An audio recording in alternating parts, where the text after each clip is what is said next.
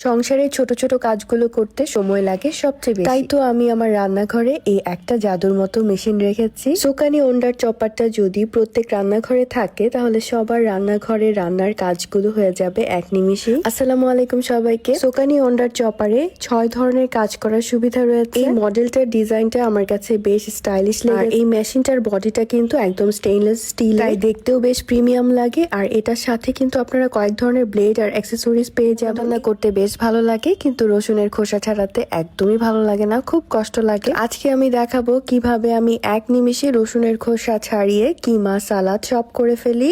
সোকানি wonder চপারটাতে রসুনের খোসা ছাড়ানোটা আমার সবচেয়ে প্রিয় কাজ।